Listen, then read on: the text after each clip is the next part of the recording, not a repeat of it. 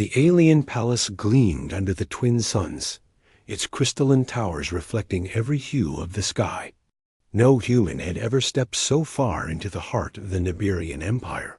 And yet here was Kale, a young engineer who had only intended to deliver essential repair data. He walked cautiously through the marbled corridors, his eyes adjusting to the soft luminescence of alien lamps that seemed alive, pulsing gently like the breath of the building itself. Kale's mission had been simple on paper: deliver technical updates, avoid political entanglements, and leave without incident. But the Nibirian court was not a place for simplicity. He had heard tales of the alien princess, a figure of elegance and authority unmatched across the neighboring systems. Most humans had only glimpsed her from a distance and lived to tell of her unapproachable beauty and cold demeanor. To speak to her directly was almost unthinkable, and yet Kale found himself standing before her throne. The princess, Lyra, sat poised, her long silver-blue hair cascading over the armrest of her seat. Her eyes, a shimmering shade of violet, were said to see through a being's very intentions. Courtiers froze in silence as Kale entered. His human attire was humble and unremarkable compared to the flowing robes and jeweled uniforms of Nibirian officials. Still, he walked steadily, carrying nothing but his datapad and a calm confidence that seemed almost alien in itself. Lyra's gaze fell upon him, sharp and assessing. "You are human," she said, her voice melodic yet authoritative. "What brings you to the heart of our empire?" Kale bowed slightly, careful not to overstep the bounds of etiquette he had only recently studied. "I bring technical updates for the planetary defense arrays. My team ensures they remain fully operational." The courtiers murmured, not with disapproval, but with surprise. Humans rarely made it this far, and even fewer dared to speak so plainly to the princess. Lyra's expression remained unreadable, though Kale noticed a subtle narrowing of her eyes. "A flicker of curiosity," he continued. "If there is any need for further explanation, I am at your service." For a long moment, she simply regarded him, and Kale felt the weight of 1,000 unseen judgments. Then, unexpectedly, she gestured for him to step closer. "Speak plainly," she said. "No one has ever dared to approach me this way." Kale swallowed, his heart pounding. He had not prepared for anything beyond technical discussion, yet an odd clarity swept through him. He wanted to be honest. He wanted to acknowledge what no one else had dared to. "Princess," he said softly, meeting her gaze, "you are beautiful." The words hung in the air. The courtiers stiffened, unsure if they had heard correctly. Lyra blinked once, then twice, her violet eyes widening. She did not move, did not speak, yet her body seemed to tremble ever so slightly. Then, without warning, she fainted. Gasps echoed through the hall. Some attendants rushed forward instinctively, but Kale froze, unsure what to do. Humans and Nibirians were different in physiology, and touching her without consent could be considered offensive. Still, instinct propelled him. He caught her just before she hit the ground. Lowering her gently onto a velvet divan got, the courtiers recoiled, whispering in hurried tones. Never before had someone dared speak so freely to the princess, and never before had she reacted in such a way. Kale examined her for signs of distress beyond the fainting. Her breathing was steady, her skin warm. He allowed himself a small sigh of relief. "Princess Lyra," he said gently, "please wake. You are safe." Minutes passed before her eyes fluttered open. She looked at him, confusion and something unreadable swirling in her gaze. "You called me beautiful?" she asked, her voice barely above a whisper. Kale nodded. "Yes, I did not mean to offend. I only wished to be honest." She studied him, her head tilting slightly as if weighing the authenticity of his words. There was no immediate reply, only silence filled with tension. Finally, she spoke, her voice steadier now. no one has ever dared to speak to me so plainly. Most bend or avert their eyes, fearful of my displeasure. I do not fear you, Kale replied quietly. I respect you, but I do not fear you. Lyra's expression shifted, a flicker of something almost human passing across her features.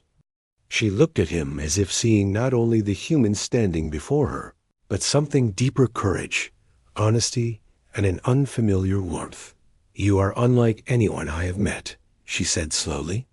You make me feel something I cannot name. The courtiers exchanged uneasy glances, unsure whether this was appropriate. Kale, however, felt an unexpected ease. The moment was charged, yet simple in its clarity. He had spoken truth, and it had pierced a wall no one else could breach. Over the following days, Kale was allowed to remain in the palace longer than usual. His technical expertise had earned him respect, but it was the incident in the throne room that drew Lyra's attention repeatedly. She requested his presence. In private discussions, sometimes for advice, sometimes simply to converse.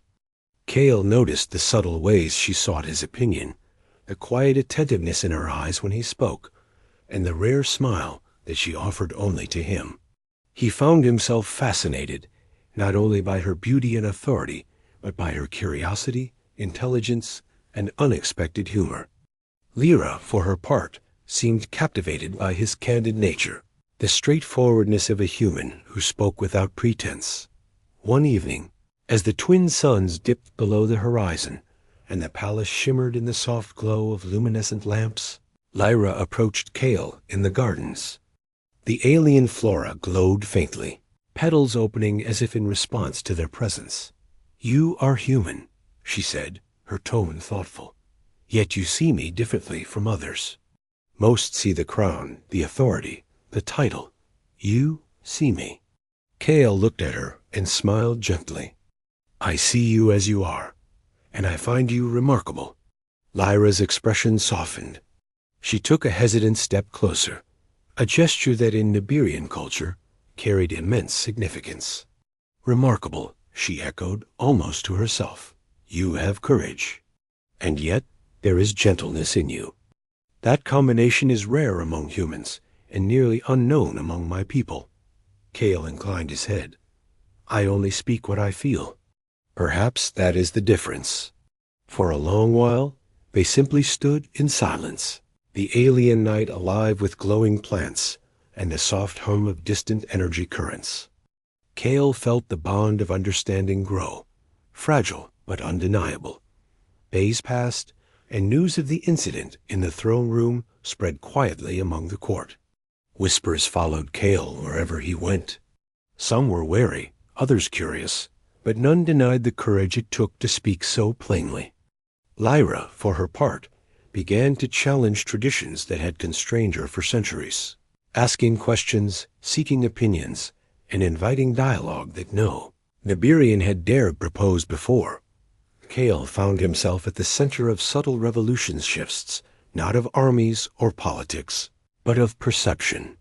His humanity, once considered fragile and insignificant, became a point of fascination. How could someone so unremarkable in stature hold such influence over the heart of the Nibirian princess? The moment came unexpectedly. Lyra called for a private audience in the central observatory, a place that overlooked the twin moons rising over the planet's crystal plains. Kale arrived to find her standing by the railing, her hair catching the light like liquid silver. I have never felt this before, she said quietly, her gaze on the moons. No Nibirian has ever spoken to me in such a way. Your words? They linger. They matter. Kale approached, careful yet unafraid. I do not intend to change your world. I only hope to be honest with you, as I promised. Lyra turned to him, her violet eyes reflecting starlight. You have changed my world more than you realize, she admitted. In calling me beautiful, you reminded me that I am more than duty, more than expectations. I am myself. Kale felt a warmth in his chest, a quiet joy that had nothing to do with victory or recognition, but with connection. You are remarkable, Lyra, and I am honored to know you. For the first time in centuries, an Iberian princess smiled without reserve, and in that smile, Kale sensed the birth of a partnership unlike any other. Humanity, once thought fragile and insignificant, had touched the heart of an alien empire, not with power or conquest, but with honesty, courage, and the simple acknowledgement of beauty. Word of the human who had dared to call the princess beautiful reached every corner of the palace, and eventually the wider empire. Some were skeptical, others inspired. But Lyra no longer allowed herself to be constrained by fear or tradition. She began to speak openly, to act decisively, and to lead with a combination of wisdom and curiosity that was partly human in its inspiration. Kale remained by her side, not as a courtier, not as a subordinate, but as a companion and equal. Together, they navigated the delicate balance between human directness and Nibirian refinement. Their partnership a symbol of what could happen when courage met honesty. In the quiet moments, when the palace was still and the twin moons cast silver light across the halls, Lyra would sometimes glance at Kale and laugh softly. "You are human," she would say, "and yet, somehow, you have done what none before you could. You saw me." Kale would smile, a simple human smile. "I always try to see clearly," he would reply. And in that clarity, they found something neither expected: trust, respect, and a bond that bridged worlds. The empire began to shift, subtly at first, then more boldly. Nibirians, inspired by the courage of one human and the openness of their princess, began to embrace dialogue and understanding. Old fears were questioned, traditions wrecked,